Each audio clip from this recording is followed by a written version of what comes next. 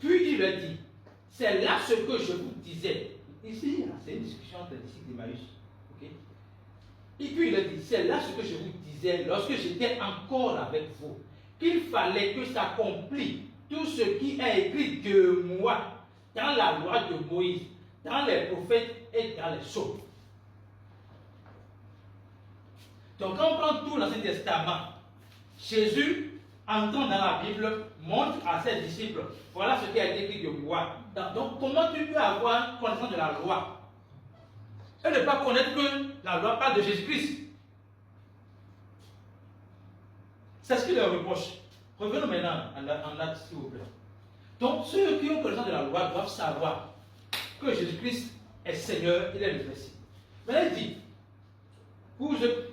lequel des prophètes, vos pères, n'ont-ils pas persécuté? Ils ont tué ceux qui annonçaient d'avance la venue du juste. Et vous avez livré maintenant. Et donc vous avez été les meurtriers. Verset suivant.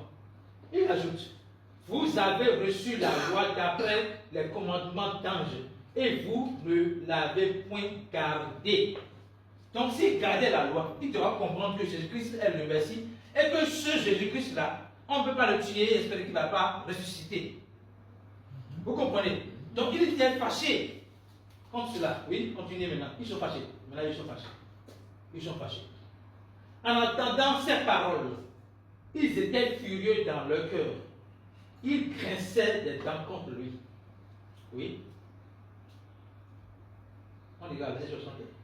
Mais Étienne, rempli du Saint-Esprit, et fixant les regards vers le ciel, vit la gloire de Dieu et Jésus debout à la droite du Père.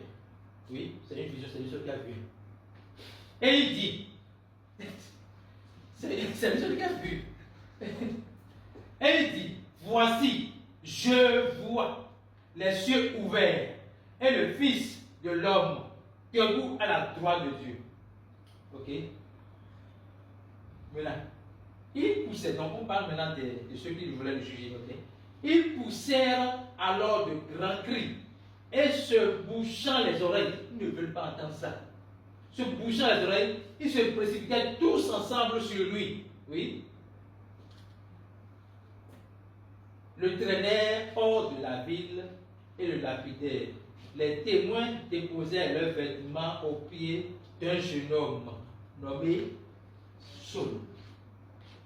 Donc, Saul, persécuteur de l'Église, était témoin de cela. Ok? Ils lapidèrent Étienne qui priait, disant, Seigneur, reçois mon esprit. Exactement ce que j'ai fait à la croix. Hein? Oui, verset suivant. Puis s'étant mis à genoux, il s'écria d'une voix forte, Seigneur, ne leur impute pas ce péché. Et après ces paroles, il s'endort. Pourquoi il s'endormit? Parce que le chrétien ne meurt pas, il dort. Maintenant, écoutez bien. Il dit, ne leur impute pas ce péché. Je vais parler de deux choses. Ne leur impute pas ce péché. Jésus à la croix dit quoi? Pardonne-leur, car ils ne savent pas ce qu'ils font. Étienne dit, ne leur impute pas ce péché. C'est un enseignement, je risque d'aller dans d'autres choses. Mais je voudrais qu'on retienne aujourd'hui quelque chose. Rien ne doit nous arrêter devant l'amour que nous avons reçu de Dieu et que nous désirons exprimer pour Dieu. Je reprends.